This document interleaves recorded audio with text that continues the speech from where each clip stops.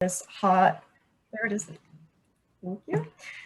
This hot afternoon. I know that we've got folks from all over the country, and we're in a heat wave all over. So we were just chatting before about how, we're seeing climate change every day, every part of the country and every part of the world. So, it hits a lot to what we're going to be talking about today. And this is, the third part of this Healthy Materials series. The Healthy Materials series is a 6-part series where we're trying to reimagine the definition of healthy materials to recognize, all the impacts, which includes not just human health, but also includes environmental justice, circularity, carbon, water, and everything regarding social equity. And we're very lucky to have 3 incredible speakers here with us today. We've really tried to be intentional to highlight all different types of speakers from design, policy, academia, environmental justice movements. So, we can hear a bit more perspectives on, this very large, complex issue and get to hear some insights in how we can create a better built environment and really take action. This is what, this series is about. The series is a collaborative effort between the American Institute of Architects Committee on the Environment in San Francisco, the Carbon Leadership Forum in San Francisco and Los Angeles, and the U.S. Green Building Council in LA. So big shout out to all the folks that have helped. We've had 2 previous episodes. The first episode, to kick us off, we had Malan Hudson give us a keynote address alongside Jack and Rushi. So that was really great to hear about their holistic materials health frameworks. A couple of weeks ago, we heard from Sandile, Megan, and sorry, I'm blanking, James. I was going to call him John. James Kitchen from Mass Group. So really interesting to hear about everything regarding appropriate technology, post-colonialism and what all that means for healthy materials. So we've had some great sessions, and this session in particular is going to focus on Enclosure. So we're really excited to hear from our 3 speakers today. We're going to have another panel discussion and then turn it over to Q&A from the larger large group of y'all. So please add your questions to the chat box, and we'll make sure that we get to hear from everybody. And if you're interested in learning more, creating some working groups around these topics, please add your contact info in the Google sheet attached that Brian will share with y'all. So we'll get started. And again, we're here to discuss healthy materials around enclosure systems. So I'm going to kick it off with a quick introduction of our first panelist, Valerie Amor. Valerie has all of the sustainability certifications you can imagine. She's really worked hard to get that. She believes that that's a strong element of sustainability. She focuses on developing regenerative, environmentally just, and equitable designs and policies addressing climate change impacts on coastal urban cities. She's the founder and action-oriented visionary of Drawing Conclusions LLC, an architecture firm. And she has also been working with the New York Department of Buildings as an energy code compliance reviewer, and is part of the LL07 team and a member of the New York City's Mayor's Office of Recovery and Resiliency. There's 1,000 more things that she's involved in. I will never do her justice, and I will send it over to Valerie to kick us off. Thanks, Valerie.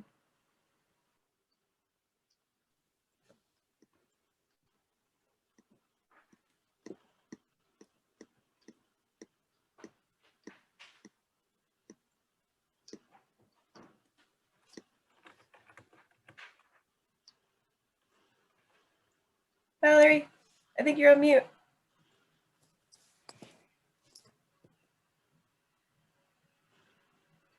Well, that's good.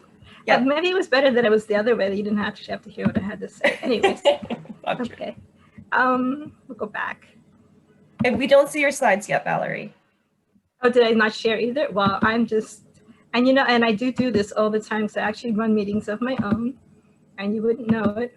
There, now do you see them? Everybody hear me? Yes, yes? Yep. Okay. See the slides from the beginning. Got it. Okay, there we go. Thank you so much. Sorry. Try again. All right, so I have a bunch of PowerPoint slides. I'm not gonna bore you, hopefully, too much with what these are, but a lot of the speakers are gonna talk about more specifics about materials, and I could too. As she said, I have a lot of credentials.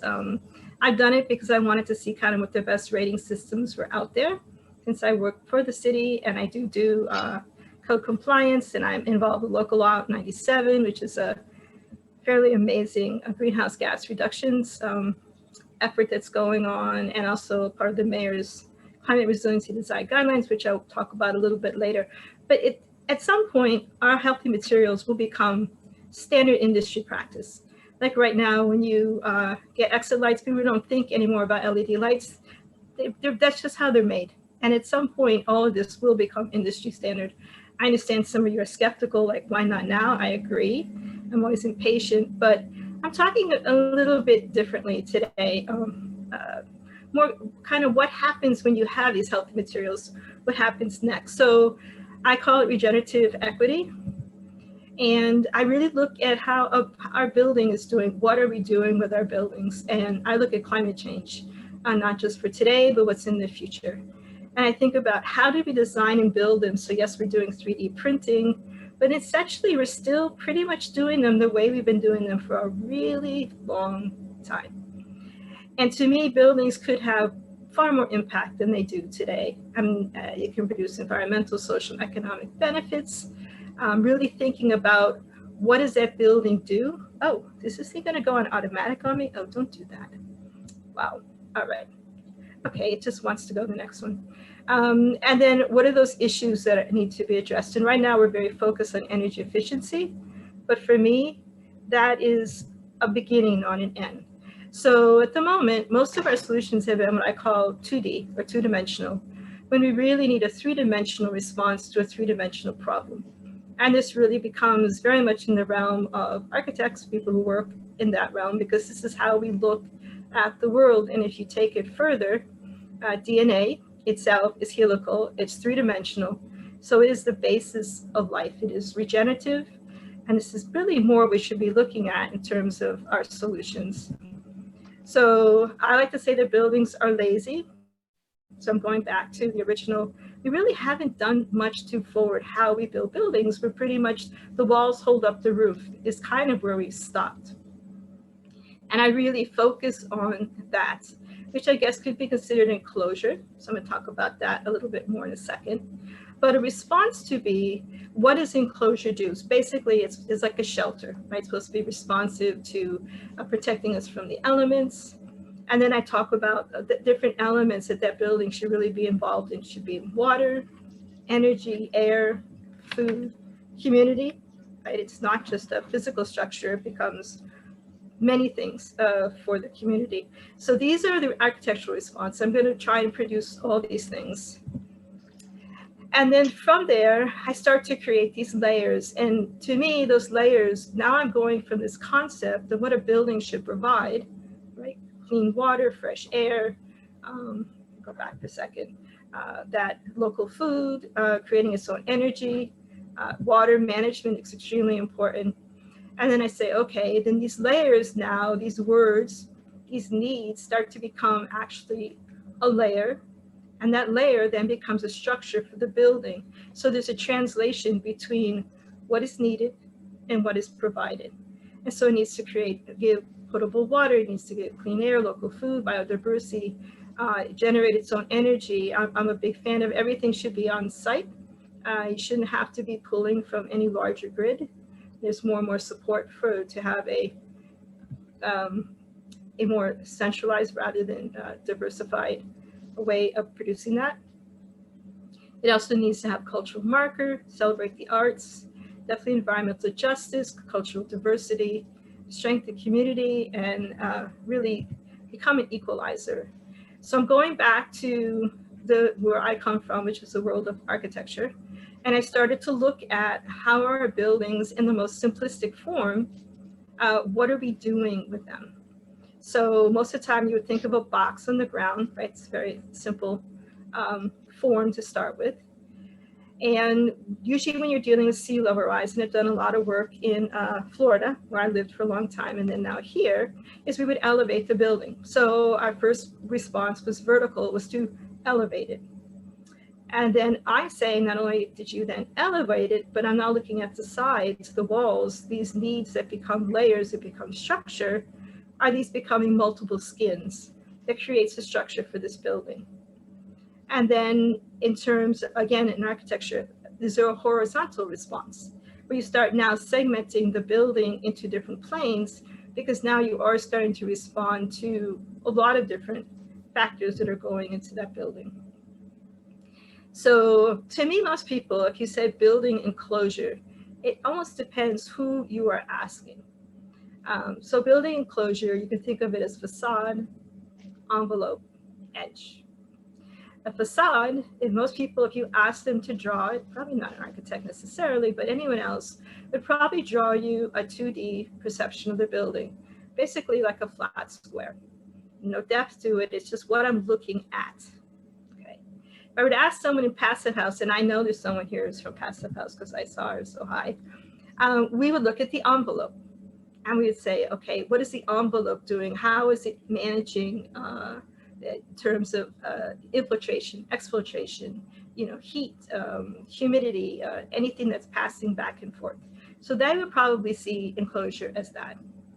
And then there's edge. And edge, which I was reading a lot, there's a lot of people have very interesting ideas about edge. And again, it could just be a line. Probably that's not what we would normally think of again as architects. But that edge, if you take it a little bit further, is really that, especially if they're building, that inside to outside, that where it passes between those two, whatever that encompasses. And obviously I'm advocating for a very multi-layered perspective on what that is. It's very activated. There's a lot going on in there, just like you would in an ecological system, right? Anything that was, let's say, was next to,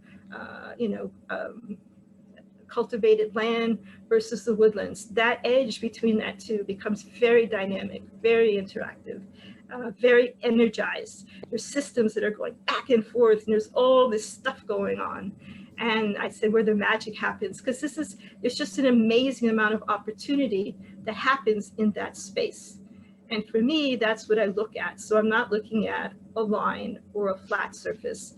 I'm looking at that whole building is doing as this regenerative, holistic, very dynamic system that's going on. Okay, that's sort of my take on enclosure. So as we move forward from this, I'm going to go into, actually, when I was at Columbia, I did a fairly extensive research project in East Harlem. And East Harlem is, and these were NYCHA properties, has the highest concentration of public housing in the whole country. It's in a floodplain and it's in a hurricane evacuation zone. What's up, guys? This is John with Go West, and today we're going to do a tune-up on a 1987 Vanagon Colt.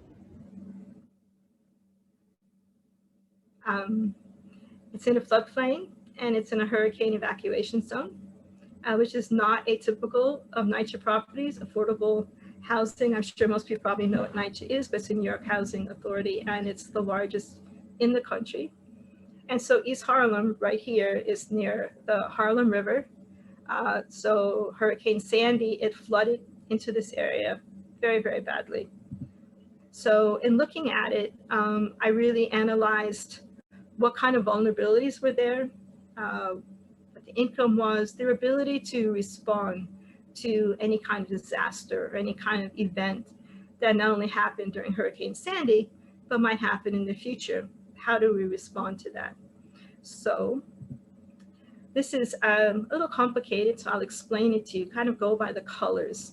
So while I was at Columbia, not only was I doing this in tandem, I was also part of a capstone group where we developed response systems for NGOs and for faith-based organizations, again, based on what happened during Hurricane Sandy. And we ended up giving a report to the city that they then used a report that they put out there. But we analyzed how quickly do people respond to a critical situation. So this red is critical. The disasters just happen. When do you have time to respond? And usually 0 to 3 days, even the city's not able to move in, and neither are most services. It's really those NGOs and faith-based that are coming in. So you're really looking at, do we have these things? Is it available? Water, food, medical, housing, all of that. As you move out a little bit further, this is becoming now time-based.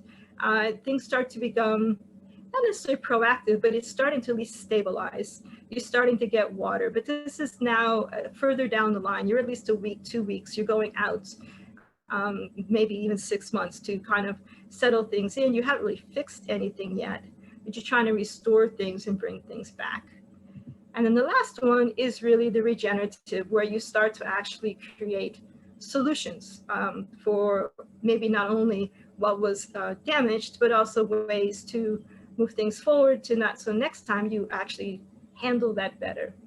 And so I know there's a lot of text in there, and I'm not going to bore you with all of it, but some of the things that actually I wanted to change was wind and seismic loads.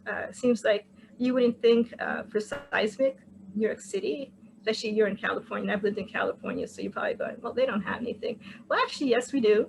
We have one that runs over the lower part of Manhattan, and it is fairly inactive, though there are times when I definitely feel something, and it's been noted, and we're actually due for some kind of earthquake. Our buildings are not at all designed to handle anything that is seismic related. As well, for a wind code, coming out of Florida, our wind codes were getting up close to 200 miles per hour. New York is at 98 miles per hour. So on a very basic level, those should be changed. But in terms of a NYCHA building, how do you actually handle the building? What do you do with it?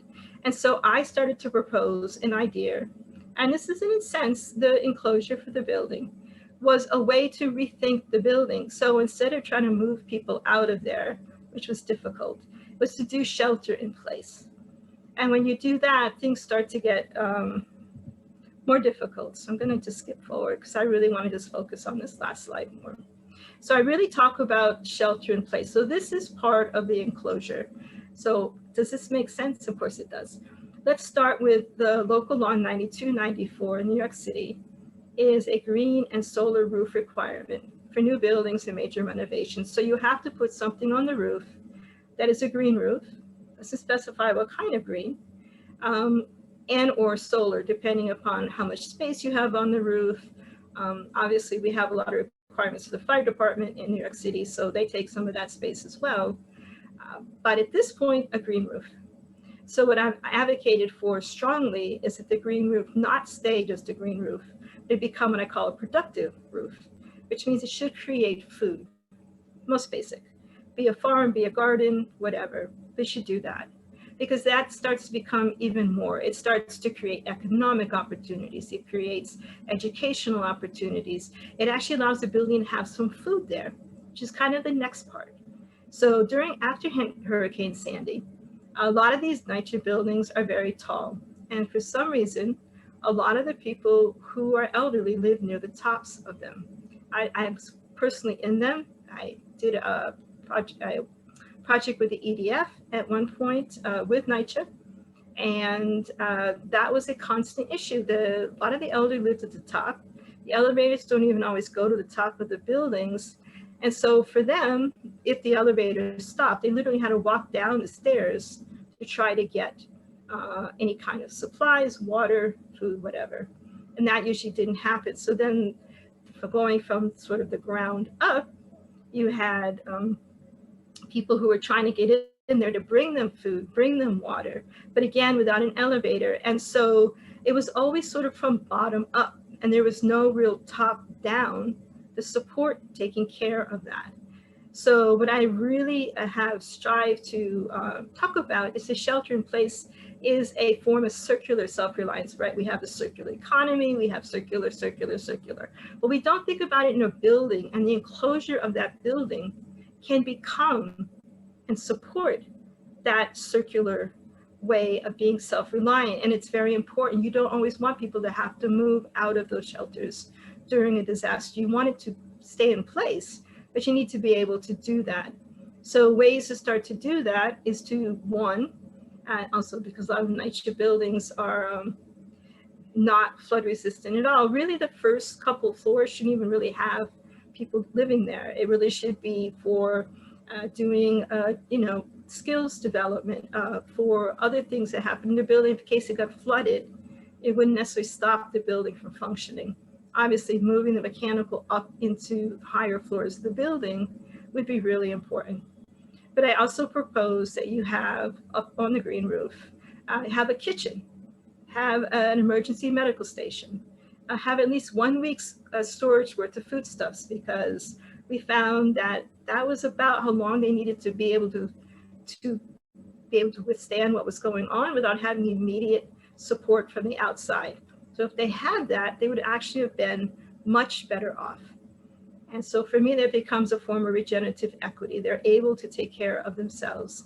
And then again, what's happening on the roof, which is part of the enclosure of a building allows that to happen, which I think is very dynamic. So I can go beyond even that. I'm going to talk briefly about the New York City climate resiliency. And if I go too long, you have to tell me, because I can talk about this stuff for a really long time. How am I doing? Got a couple more minutes, Valerie, maybe like 1 or 2 to wrap it up. Okay, all right, it's good. Thank so you. I'm just about done. I told you, I can talk a really long time about this stuff. You told me. I know, I'm totally vested in it, because it's so important. It's so important that this stuff gets addressed, and everyone who's on this call has the skills, the experience to be able to take what I'm talking about and take it further. We need to. It's not enough just to have healthy materials. Sure, I would love to have the green roof, not the asphalt, and stop with those materials. But that's something that, the next speaker can talk about as well. I'm talking about, what do you do once you have all these wonderful things? How do you make them work? So the Climate Resiliency Design Guidelines, which I was one of the original authors of the guidelines, even the concept for it, really focuses on only 4 things. It talks about sea level rise, storm surge, increased heat, increased precipitation. But I really think that needs to be expanded. It needs to talk about so many other things that support what I'm talking about.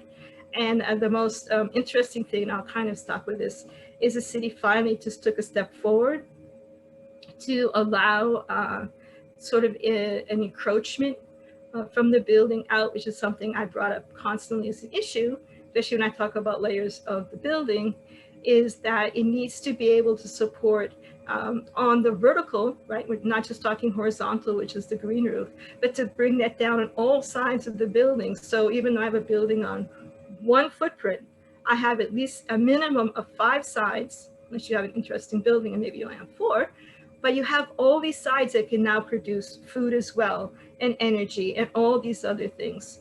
And they need to work in tandem with the guidelines and the policies and the codes that we not only have today, but we have to have passed as soon as possible.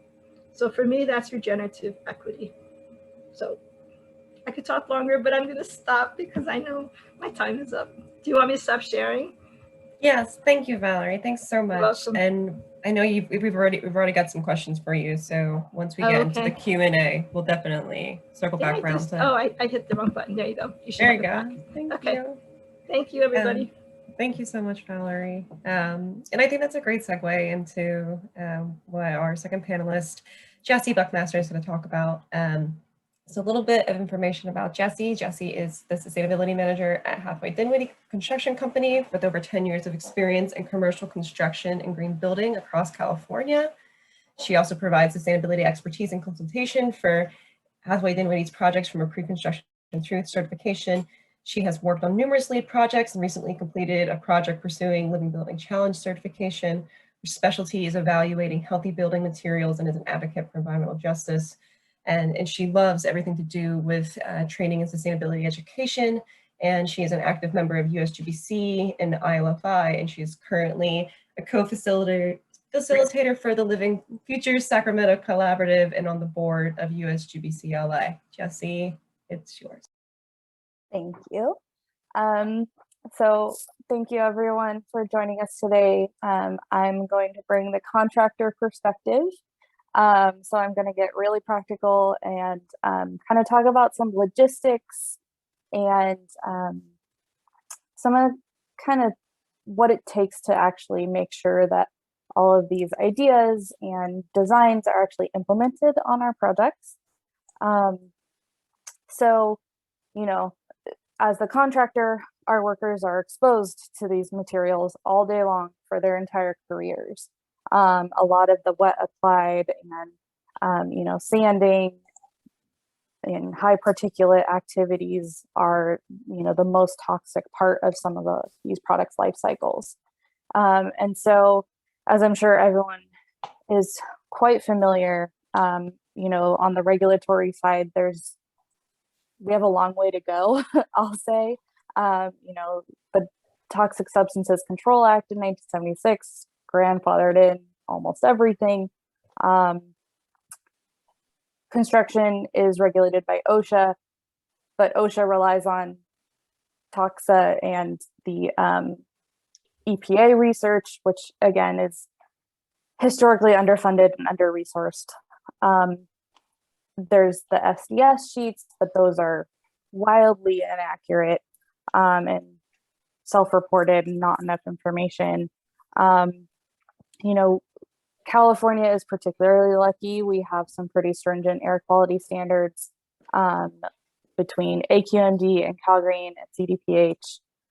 For me, still the ultimate standard is to have third-party certification to really ensure that we're getting, you know, good materials specified for projects. Something that's been really crucial is just a simple indoor air quality plan. We've had, you know, our template for LEED projects for well over a decade now. And what we're learning now is, you know, making sure that it's adaptable, not just for the project, you know, project to project, but within the project schedule, looking at the different activities that we're doing, reviewing it with our trade partners regularly, especially, you know, people that might be doing work adjacent to some of the more toxic activities. Our painters do a great job. They have all their PPE, but then there might be an electrician on the same floor who's not aware of what they're doing and is not, you know, not prepared for that. And so just making sure we're constantly checking in with everyone. The industry is starting to implement air quality monitors on job sites. And some of the results have been really interesting, you know, thanks to good regulation on VOC products, the low and zero VOC, those levels are actually pretty good. It's really the particulates, sanding, drywall is particularly egregious. And so maybe looking at, you know, alternating work schedules, maybe having really messy work happening, you know, on another day. And so really trying to look at everything that we can do from a framework point of view to protect our workers, to make sure that we're well above industry standards for those requirements. I'm going to touch on a couple project case studies, just kind of some high level things that we've learned. And I'm going to try not to get too far into the details, so we can definitely address more of these in the Q&A section. But I'm going to start with Santa Monica City Hall East. This is Pursuing Living Building Challenge. It's currently LBC ready, which means we've met all the documentation requirements. We're just waiting on performance. I manage the materials pedal for this. So if you're familiar with the Red List and Living Building Challenge, it's a lot, but it was a design build project. And I really feel like it was really key for that delivery model on this project to ensure, you know, my plug, broken record as a contractor, have your contractor involved from day one if you have sustainability goals, to make sure that, you know, not only from constructability, but for that through line for your procurement of products. Couple things that were really, really essential to success: dematerialize. You know, granted, this is a government building, so it could be a little bit more simple. We have a lot of exposed concrete finish, open office plan, minimal drywall, but reducing the number of products that you have to start with reduces the number of hours you have to spend researching, especially if you're going with red list. Also, you know, reducing chances that things are going to slip through, that you're going to miss certain, you know, products that could impact air quality or things like that.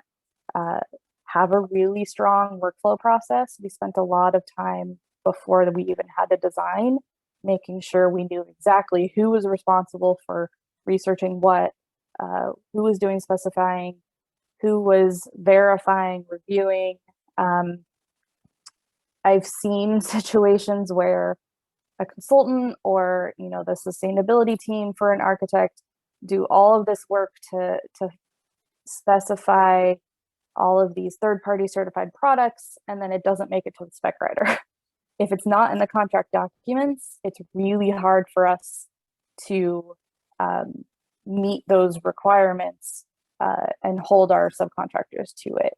And so, again, if we're involved from day one and we're aware of those, we can make sure that those make it into our bid documents so that we have some contractual obligation tied to that procurement. And then education is, I mean, education. We had early trades involved. We had thorough bid documents and specifications. We did an onboarding for every subcontractor. We had an orientation for all of the field workers tied to their safety orientation because everyone has to do that their first day. And it really helped create a culture and kind of buy into this materials process. And so they really started to look out for each other and, you know, make sure do you have an approved submittal for that? Don't go grab the sealant out of your truck. We have to make sure it's approved. And that was really helpful just to ensure the success because, you know, we're not QA/QCing every delivery. We don't have the capacity. Most projects don't have that capacity. But by making sure everyone along the way knew how important and critical this was, and that it did impact their own health and well-being, they really appreciated that process. And since we're talking about facades today, the certification framework was really key in highlighting how big that interaction is of materials with all of your other design goals and performance goals. You know, Santa Monica looks like a glass box, but it's only about 30% vision glass. Most of it is fritted or spandrel. You know, we're controlling for heat gain and glare. We have operable windows for natural ventilation. You know, we have air quality sensors to make sure that the air quality outside is actually better than inside, because we now just have fire season in California and we have to account for that. And so all of those really work together. So again, everyone involved with materials should be involved with all of the other conversations happening on your design so that it doesn't get missed and that everything's working together instead of in silos. Another project is Lumen West in Los Angeles. So this was a property that a developer purchased, and you can see in the bottom left what it looked like. They were trying to decide if they were going to retrofit or do a full demo and new build. Intuitively, obviously, for us sustainability people, of course, a retrofit is better from a sustainability point of view. But they still wanted to have some kind of quantifiable documentation to show really, I think, for the decision makers and executives. And so we put together some carbon calculations and a waste calculation for a new build versus retrofit. And we're able to demonstrate really, really huge savings from both carbon and landfill. You know, a retrofit was 8% of the landfill that a demo and new build would be, and a quarter of the carbon emissions. And this was a rough calculation. I think this was also about 6 or 7 years ago. So with the software available now, we'd probably be able to have even better numbers. But those quantifiable benefits is really helpful for clients to make these decisions. You know, we have the steel structure. It's still under construction right now. Removed the old facade, are putting on a new curtain wall. Important to note, have a deconstruction plan. Look at the materials that you are removing if you're doing a retrofit to ensure that those products aren't going into landfill, because as I'm sure we all know, landfills are also environmental justice issues. Facade is still tricky when it comes to end of life. A lot of facilities won't recycle them, or it's really difficult, so you need to do some research ahead of time. Some facilities might take glass, but they really need plate glass, not glazing. So let's try to design buildings to last a lot longer than they currently or in the past have been designed for, so that we're not having to even deal with that. The last project is One Daharo. So this is in San Francisco. This is a CLT. It's 3 stories of CLT over a concrete podium. I believe the first CLT in San Francisco.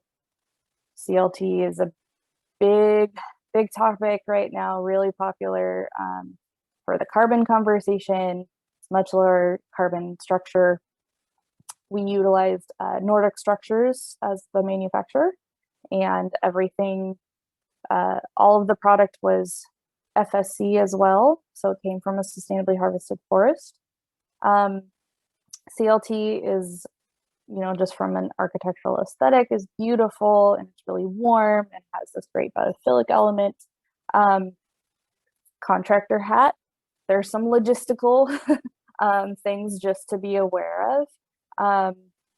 So, you know, pros, again, that dematerializing, there's not a lot of cladding. You have just finished exposed surfaces. That also means a lot of protection to make sure that the exposed CLT is not damaged. You know, handling water intrusion. There's a certain level of water that can be exposed to, but we learned if it rained on the weekend, someone had to go out to the job site and basically squeegee off the decks to make sure there wasn't sitting water. When you're doing things like welding, protecting from all of the little bits of slag that come out, because a lot of things can stain that material. So just little things that, you know, we've learned through this process that need to be taken into consideration for schedule, and just for budgeting. Another kind of interesting side note was, you know, we are signatory to the unions, and Nordic Structures is from Canada. And so they have in the past licensed a installer, but we still had to assist that installer with getting a California license and then partnering with a union carpenter to meet the union requirements. So if we want to provide good union paying jobs, we need to make sure that the products and the materials we're using, that we're training people to install those, to provide these structures. And you know, we could have all the healthy materials we want, but if we aren't training people, or if people aren't authorized to use them, we have a problem. So with that, I will end there, but I'm sure there's going to be a lot that comes up in our Q&A session. Thank you. Thank you, Jessie. Yeah, and I think that's been great. You know, so far we've heard from Valerie around the kind of the design side and pulling that into something like a design guidelines, or thinking about it from kind of the super high level. Jessie's brought us down into, you know, it's great for us to have these ideas, but what does it really mean, you know, to construct these things, all the different elements that go to that. And I'm going to introduce Justin, who's going to take us right back out to high level again to talk about, you know, all of this can be well and good, but how do we do we move the big levers, right? How do we push the right buttons when it comes to things like legislation, working with the government on issues around resiliency, healthy materials, et cetera, et cetera. So quick intro of Justin. Justin's background is in law and public administration and a master's degree in environmental studies. He worked for several years in the state government and in the California legislature. Justin then started his own environmental advocacy and consulting firm, Ecoconsult. And for the past 3 decades, Justin has worked extensively with the California legislature, public interest groups, and state regulatory agencies. Ecoconsult currently represents a number of organizations working in the environmental health and sustainability arena. Several of them include Heal the Bay, the California Compost Coalition, the U.S. Green Building Council in LA, and he's also represented, him and his group have represented a broad selection of other clients, including Community Alliance with Family Farmers, National Resources Defense Council, and the Pacific Coast Shellfish Growers Association. So Justin, turn it over to you. Thanks very much. Can everybody see my screen? Not yet. Not yet? Oh, why not? Well, I better talk. It's up on my... Well, let me get started. I'll get this up and running. But thank you for the introduction, and thank you so much for inviting me. I really look forward to the opportunity of interjecting some of the sort of practicalities of making these things happen. I'm, totally committed to all of these sustainability practices, and want to suggest that really there is no silver bullet or magic way of doing this. We really do have to find multiple ways, multiple partners, multiple avenues to get this accomplished, and really to see if there's a way that we can collaborate with every possible group, because this is a formidable challenge that we have. Is the screen up yet? No, it's not. I think it might be if you go to share. I did that, yeah. Okay, sorry. There might be one more button you need to push. No worries, it's totally fine, but I know your slides are good, so I want to make sure they're up. No, here we go. I got it. Let's see. I thought we were there. I'm going through these slides. Oh, sorry. No worries at all. Totally fine. We've got plenty of time. So let's see, if you go to share screen and then you click on screen 1 or whichever screen you want, and just make sure you're clicking the blue share button at the bottom right-hand corner. Let me get out of this. There we go. Let me get out of this. Can you see that now? Not yet. Share screen.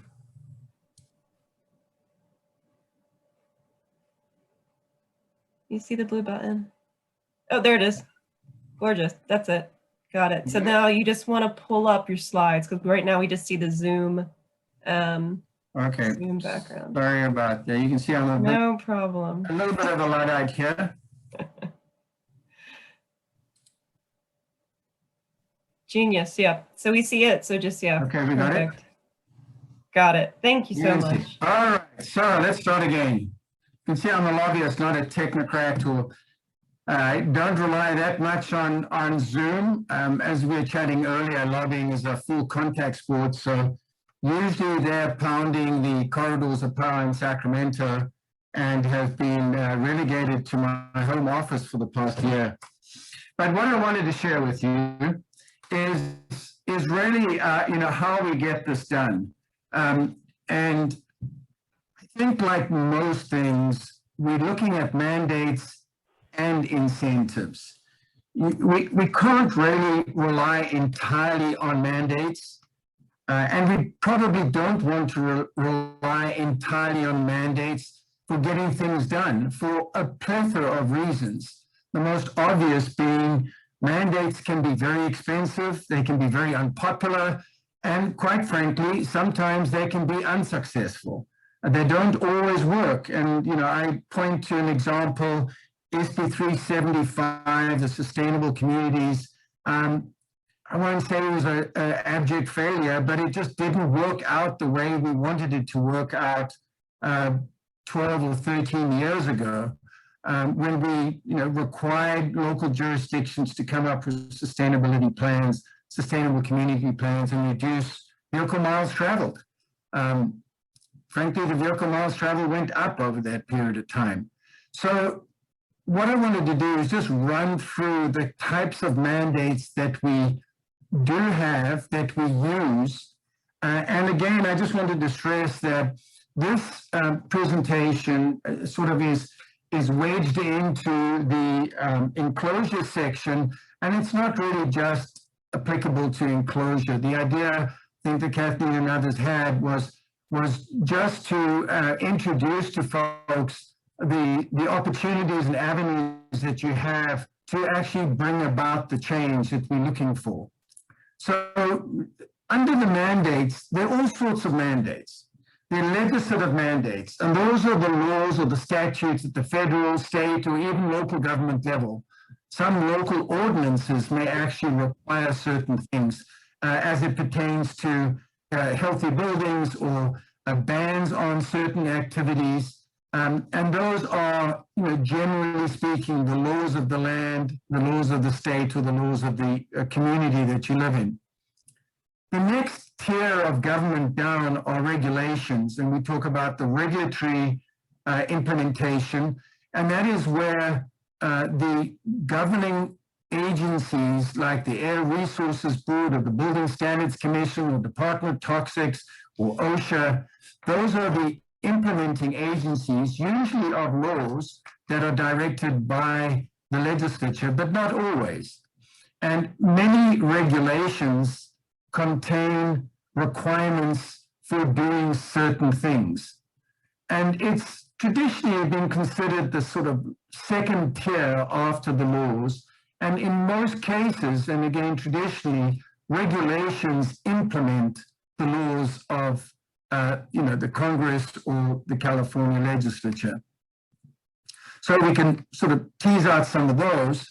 There are also executive orders, and whether it's the president, whether it's the governor, and in some cases even a city mayor could impose an executive order or a directive. And many of these terms are used loosely, they're used synonymously. But an example, well, certainly for LEED and for USGBC, I would argue one of the most powerful mandates actually came through executive orders from both Schwarzenegger and Brown. And they both imposed or executed orders dealing with LEED and the requirement that all state buildings and retrofits over 10,000 square feet be LEED silver or better. And that is a very powerful executive order. And as you know, through all the politicking that we get embroiled in, either the president or the governor sometimes elects to use an executive order rather than go through the legislature. And that's that individual's prerogative. But those authorities and that power is circumscribed. And in many cases, the chief executive of the federal government or the state level has to go back to Congress or the legislature to get the funding or to get further authority.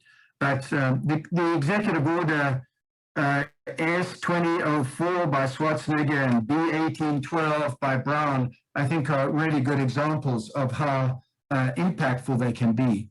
Other mandates actually come from judicial rulings or courts. And that is something that you have to follow at risk of being sued or being challenged by the judicial system if you don't follow those rulings. And we haven't seen a huge amount. I'm a practicing lawyer right now. We haven't seen a huge amount of rulings in favor of healthy building materials, but you do see a lot of litigation around worker safety, OSHA rules, etc. And those can be very important. You can use the courts to ensure that worker safety and occupant safety are protected. So just very quickly, those are some of the mandates that we could look at. Under incentives, the fundamental difference really is that an incentive comes in many different stripes, but it's not required. There could be requirements that add incentives, to be a little bit perverse about it, but generally when we talk about incentives, that's the carrot versus the stick. And I would assert that you need both, but incentives can be remarkably impactful and successful. They can motivate and be motivated by all sorts of things. Sometimes incentives are just sort of come out of folks want to do the right thing. Folks want to put a bit of capital in the karma bank. Sometimes the bottom line is better, and they have incentives for their staff, for themselves, for the shareholders. The marketplace often rewards through incentives good behavior or the right thing.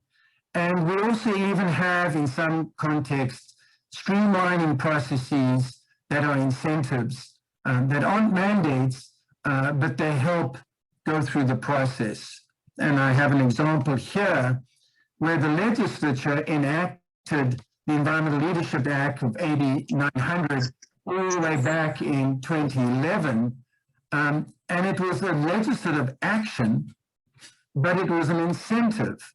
And it basically said that if you want to be a substantial project and you want to get to the front of the line in terms of your permitting, if you get LEED certified and you meet a whole bunch of other requirements, there are going to be certain aspects of CEQA, certain planning procedures that you can expedite. And it was an interesting issue because that really was just an incentive. It didn't force people to do it, but AB 900 was a little bit of a conundrum for USGBC, and I was working for the state chapter at the time, because we actually didn't support it as USGBC because it sort of implied that you can circumvent CEQA or you can not necessarily follow all of the CEQA requirements if you were simply LEED certified. And even for us that we're LEED advocates and the LEED providers said, well, it's not exactly right. You know, CEQA is more than just the envelope or just the building itself. But nevertheless, that's the type of thing where you do have an incentive that could be legislatively established, but not a mandate on everybody to do. The same thing for EPP, environmentally preferred purchasing, is a classic example, and we've used a lot of that in all sorts of purchasing that the state has adopted for recycled content, for example, for not having PFAS or not having BPA or having some of these troublesome chemicals of the emerging concern phased out through environmentally preferred purchasing. And that's where, as you I'm sure will know, the contractor or the provider of that service or material gets a little leg up in the contracting process. We also have goals, and they may also be legislatively enacted. And one that I've been working a lot with is SB 1383, which is a short-lived climate pollutant reduction bill. It was passed about 6 years ago. There's a food waste requirement there. And, it's a goal. It's not actually a mandate, but there are incentives, including funding for folks that meet that goal or strive to meet the goal. Also, under the incentives, you can get regulatory agencies, and I think the one that we've worked a lot with, certainly a few years ago, with the Building Standards Commission. And when they first contemplated Cal Green, they came up with stretch goals. And the idea of the stretch goals was really to send a signal of where the Building Standards Commission was likely to go in the next iteration or next few iterations of Carroll Green. LEED and USGBC had some challenges with those. We wanted to make sure that the stretch goals weren't used to claim that a building was necessarily green just because they adopted some of the stretch goals. So there are pros and cons of having things like this, but it is an incentive. It's the state recognizing through its regulatory agencies that there are things that we can do to sort of push the envelope without mandating the requirements as requirements under those tiers. And you are all very, very familiar of the industry and professional certifications, third-party standards, and many, if not most of those, are incentives. They give you a leg up in the industry, in the marketplace, in the stature of your organization. And those are also the types of incentives that we can pursue when we're looking at how to go about this.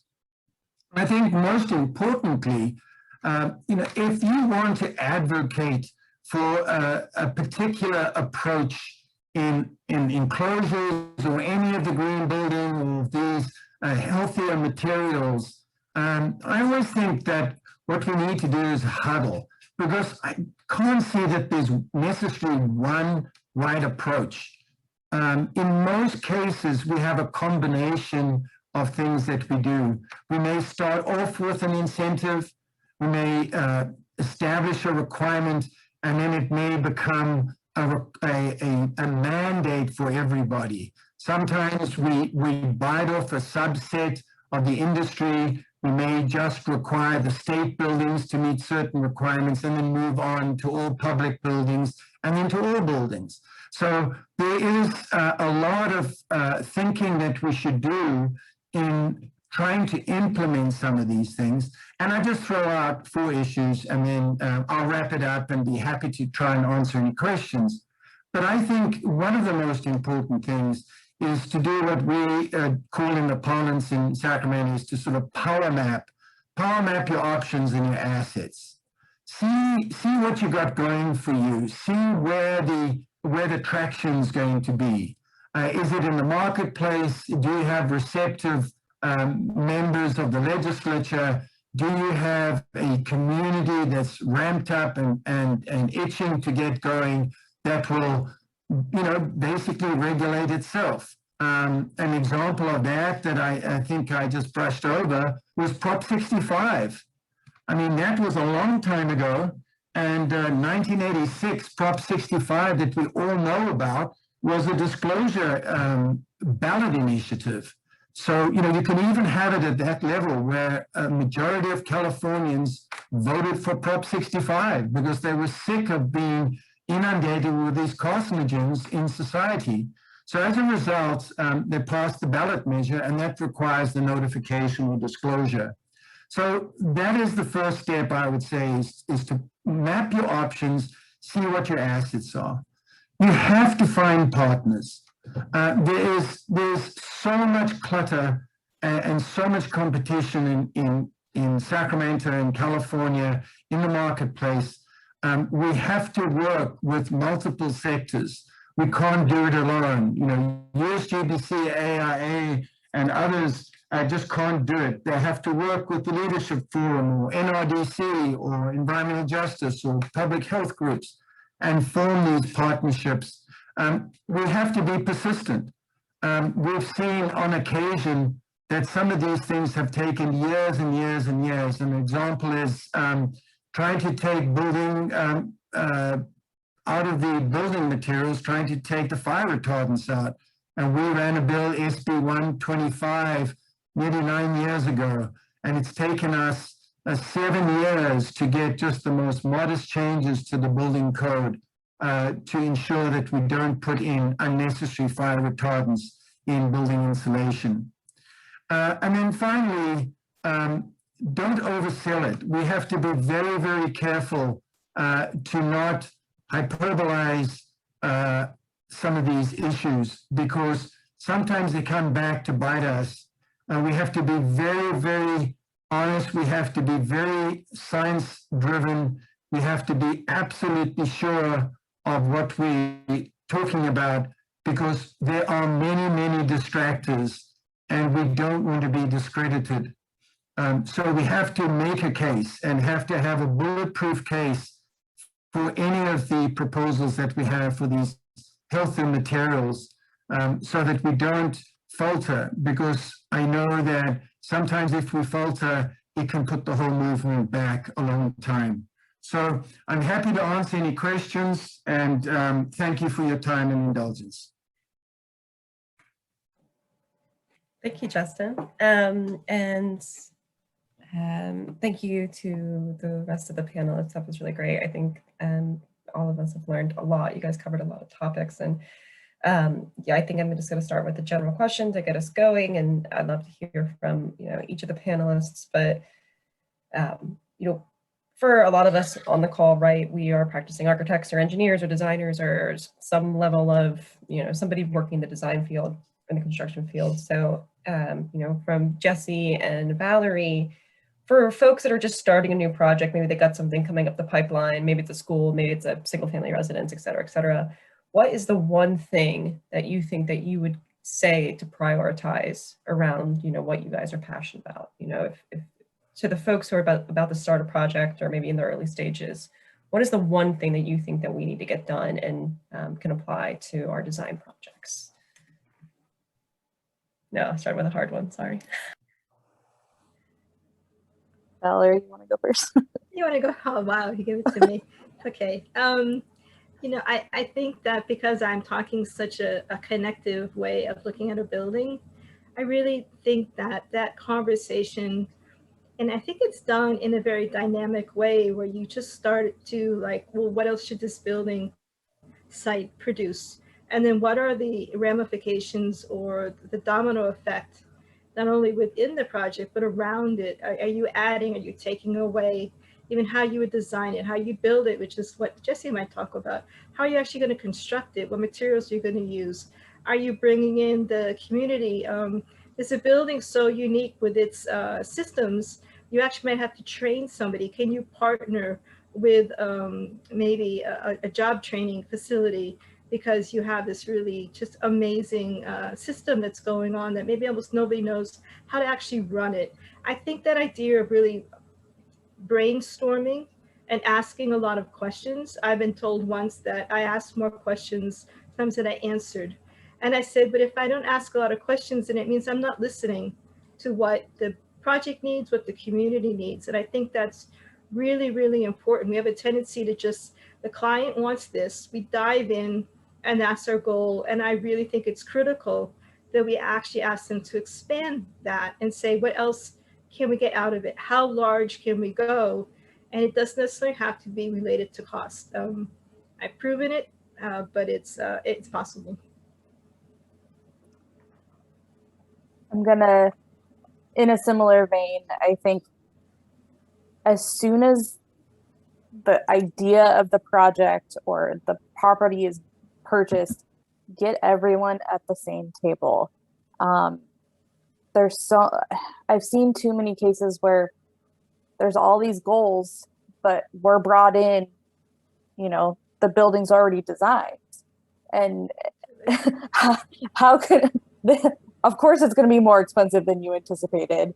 But if we're there from the beginning, Santa Monica is living building challenge. It's a public building with a set budget, and we came in under budget and on time. It's entirely possible to do. What I've found, most healthy materials, meeting the red list it's not a bunch of special, unique products. It's mostly products that we use all of the time. It was just took time to research and make sure that they were compliant. But if everyone's at the table and having those conversations, as a contractor, we can ensure that they're procurable, they're affordable, and that we can get it done. Actually, I would like to just add one comment onto that. If I could change one thing, this is particularly for public projects, is to never do a hard bid process again. Yes. Because it almost mandates that contractor doesn't show up until so many decisions are made that even if you want to do my brainstorming, maybe you can still do it, but you've either lost opportunities or it's far more expensive. Not a good idea. I agree.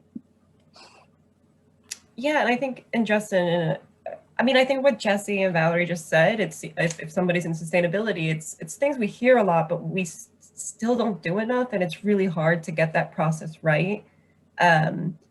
Even though it is like solid advice, right? Like I can say that I've had charrettes where I've got a whole bunch of goals, but didn't have, you know, the acoustician in the room, and then the acoustics got, you know, there was issues. So like, I think the integrated stakeholder aspect of sustainability makes a lot of sense. You know, and something that might be a little bit more foreign to some of us on the call is for folks who are working for a company or working with a nonprofit organization and they're volunteering, what is the one thing that you would say your one thing to recommend to people to get that are interested in getting involved in the legislation, the regulatory, the mandate? What is the one thing that they should do to get started?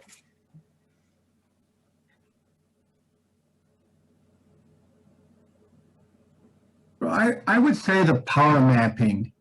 I mean, the idea of sitting down and see what is it that you want to accomplish, and look at the assets, look at the strategies that are available to you. A lot of people spin their wheels.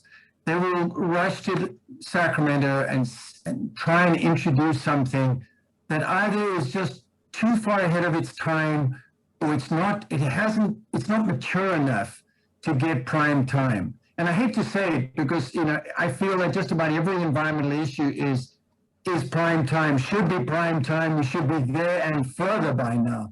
But an example, one of the legislators introduced a requirement, a relaxation of our building code that exempted the folks that lost homes up in Paradise and the Chico area from having to meet the solar requirements that are really part of California law. And it was a difficult thing because, you know, there's a reverse, there was a reaction. And a lot of the environmental community, the sustainability community thought, how the heck can you do that? But there was an immediate response from a lot of legislators, not just the conservative ones, saying, how you know these people have lost everything, and even if it's going to be 2% or 5% more, we're going to try and cut them a bit of slack so they can get back into new homes. So you've got to test the waters and see what a likely pathway is for you. And I would say work with organizations. You have AIA, you have USGBC, you have the nonprofit environmental groups, you've got professional groups that are all there their job is to help you move this forward. So I would say, you know, take stock and see what the best pathway is rather than just rushing straight into it. I'm not saying you've got to hire a lobbyist. You know, I'm not saying that you have to do any particular avenue, but I do think you should take stock and see where the best pathway is, where that sweet spot is to move the agenda. Well, thank you. I think that makes a lot of sense, Justin. And a similar conversation, I guess, to pose back to y'all is, I guess we'll start with Jessie and Valerie again, but what do you think is holding us back? You know, I think that's something that, you know, Justin was just talking about. You know, we have legislation that's been around since this, you know, movements have been around since the 70s. Everything is so urgent. What do you see as a critical issue that's holding us back on the topics that you guys talked us through it? You know, it could be something simple, it could be complex, but we'd just love to hear what you guys are thinking is holding us back from achieving healthy materials in all of our buildings, or achieving the red list in all of our projects, or passing, you know, decent, solid environmental legislation. What's been holding us back? And maybe just one topic, and then we'll turn it over to everyone else for questions. I'm going to say, to really oversimplify, but I think a lot of it is just education. I think people think it's too complicated and it's too complex, and they don't. I think a lot of clients are not aware of kind of the easier entry points. You know, they hear about the red list and get overwhelmed, and I think, you know, we can mitigate some of that and provide some alternate routes to, you know, maybe prioritize 10 products in a building to have a, you know, an HPD or a declare label, or, you know, have your architect overhaul their material library. And I think it's just the education piece, that it doesn't need to be complicated. It's not as complicated as you think. Start small. So I knew the question would come up, cost. I was waiting for the comment and it just showed up in the chat box. So what I say about cost is, and again, I mean, I've been a working architect, and I know what it's like to actually punch numbers. And in cost, I would say a project has a pie, and that pie you put in so much dollars into. You said, this is how much this pie is going to cost. And you say, okay. But then you start to take that pie, and it's how you divide that pie up. So I designed a house, and it came in at $76 a square foot. And this building was so deep green, I couldn't even get financing for it. It was against building code, zoning code, you named it. Nobody even wanted to touch it. But what did I do? I substituted a lot of, and I kind of fell with Jessie's comment, is I really looked at my materials really hard. And I also looked at, what did I need? So I didn't have any drywall inside the house. There was none. Everything that went in there was basically went up, and it maintained its surface, whatever it was. So it was glass, or it was ceramic, or it was concrete done in a way that you don't have to paint it anymore. I reduced materials everywhere I could possibly think of. And also those finishing costs were all taken down. So I could afford to then put it into other systems that really made that building work harder. And then I just got creative with some of it. I use piezoelectricity in just about everything. And it's amazing how much you can generate with very little. And you just sitting on your chair, you just create a lot of energy that you just did not capture. So you have to be imaginative, and you work within the pie. You can do it by cost. What you have to stop doing is thinking about it business as usual. None of this is business as usual. You need to move on from that concept. Yeah, I would add a couple of things, and I agree that we immediately think cost is going to be the biggest obstacle. And in many cases it is, because it's presented in a way too simplistically. The 101 of environmental economics is you have to internalize the external costs. If we don't do that, we're screwed, because people are going to go to the bottom line and say, hey, why should I do this if it's costing me 20% more? What people have to understand, and I've got to say, one of the most successful movements has been, I don't want to use the word environmental justice, but going back 15 years, it was really the Central Valley folks that were fighting for clean and affordable water. And they were the folks that pulled off an incredible campaign. In fact, California is acknowledged in the United Nations Charter as the one state nation that has safe and affordable drinking water as a human right.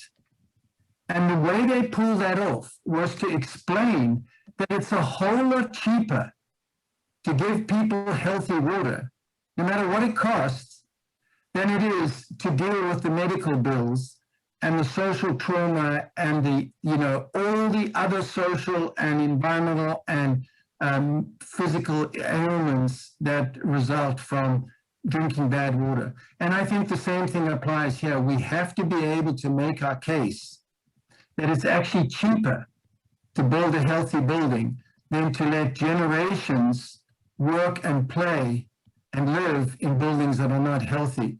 And, we should have learned from asbestos. We should have learned from those most obvious examples. And we need to take those and just show the decision makers why it makes more sense and it's more cost effective to do the right thing. The other thing is, we do have to expect, California is a very sophisticated democracy. It's a mature democracy, and you will have people opposing your ideas. If you're advocating for a healthy material and it means some other material that's already on the marketplace is going to be pushed off the shelves, you've got to expect pushback, and you've got to be prepared for that, So you have to have a good case why some industry is going to be pushed aside. Look at the coal industry. You know, they had a big fight and they're still fighting. But, you know, I think we will prevail. And partly the reason why we're prevailing is it's a dinosaur industry, but it makes people sick. And eventually those messages are going to resonate. So keep it up. Don't give it up. Just make a damn good case for whatever we want to do. Before I keep asking any questions, does anyone from the audience want to verbally ask a question? Please go ahead. I'm gonna be silent for like 30 seconds, so I'll really put the pressure on to make it awkward. So starting now. Hi, this is Susan Rainier. I wanted to kind of go along with what Justin said. To me, there is something, it's a deeper societal ill. It is, I think it's where capitalism took over democracy, really. And now we're starting to feel it. And the problem with capitalism is that it is just very hard to not be unbridled greed everywhere you look. So, you know, it just doesn't have any empathy or compassion or anything, because money is the number one thing. And it will actually destroy the planet easily if we don't get a grip on it. But to come back to something that Justin mentioned about the insulation, there is the Green Science Policy group in Berkeley that has been trying so hard to show that not only does this insulation kill firefighters who come in because of the toxins in the smoke, but they don't even retard flame. And they were just trying to get it out of below grade, where it can't even be burned. And the lobbyists for the people that work for the insulation people don't even want to have to spend the money to make a special insulation that could be below grade, or take the label off of that one, or make it little sheet. I mean, everything's about money. But then it doesn't go into what was just stated about how beautiful it is that California did that, because they saw this bigger picture of these other costs and other ramifications. That's what's missing globally with the greed-driven versus the rest of us. That's what it seems like to me. And I just think that architects could, if they could stand up more. I know that Arlene has wanted architects to go with her down to the legislature and sign on. Like, we got a lot of architects to sign on to that bill, and firefighters too. She got them to go in, and still would lose. Well, Justin knows the pain of that. He mentioned it took 7 years. But the reason, why is it that the people who are in power at the ICBO can make that kind of a monetary decision that throws out all kinds of health concern issues, major health issues, and close their eyes to the fact that they don't even retard flame either when they show that. So it's these blinders that happen with the greed that, well, I'll just open it up for that, but that's what bothers me the most, and I see as a big societal problem, actually.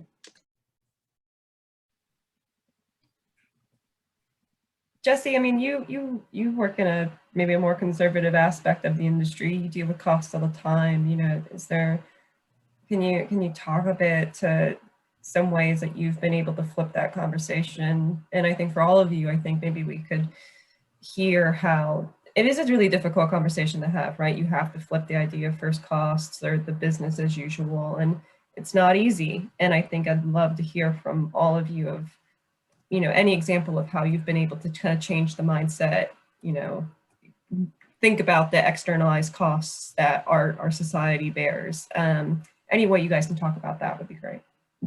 Yeah, I've actually found that talking about healthy materials and talking about health and well-being in a space is way more effective for more conservative-minded people. Talking about the environment and climate change doesn't really hit home for a certain crowd. But when you say this is impacting your own health,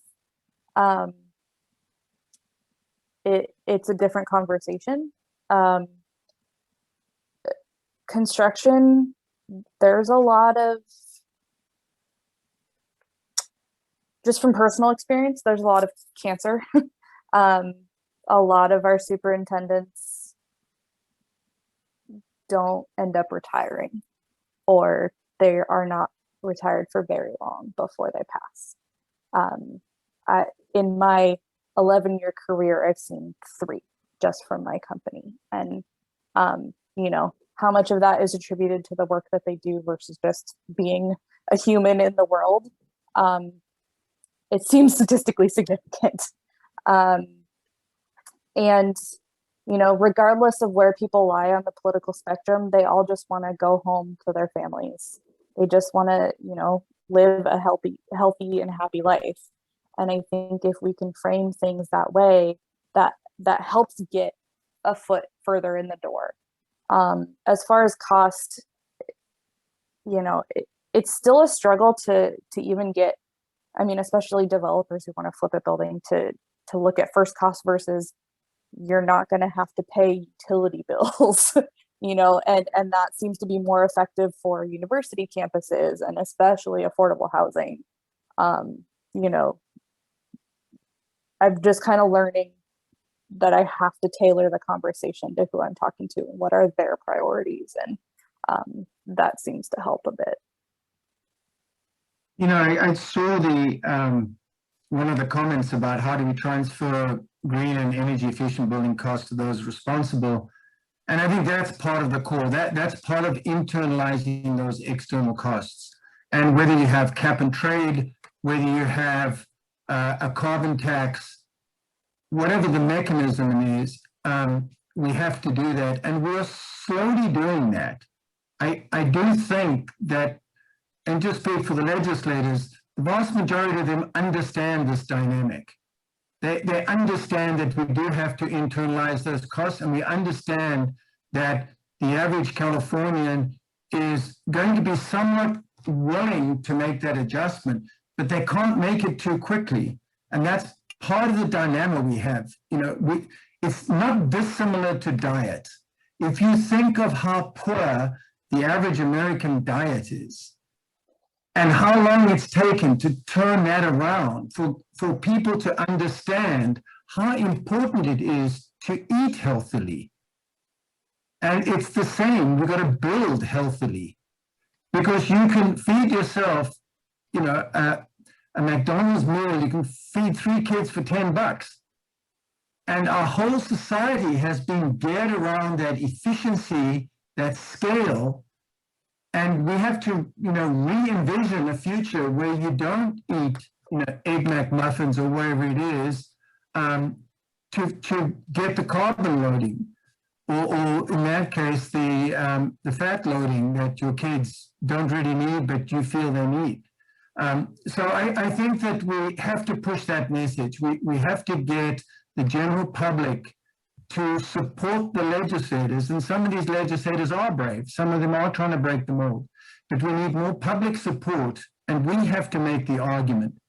We have to be there as professionals to explain, just as the dietitians and the public health professionals, I think, are starting to change our diet and starting to change behavior. I think we can do the same as professionals in the building field. I would just like to jump in with one thing that I've done, which is called scenario building, where you start with whatever point they feel comfortable and then you build on that. And sometimes it ends up in some very interesting places, and they will actually talk themselves into a corner and say, wait a minute, that actually is not to my favor. So it's a very interesting way to take someone, what they're saying, and you just keep following their logic.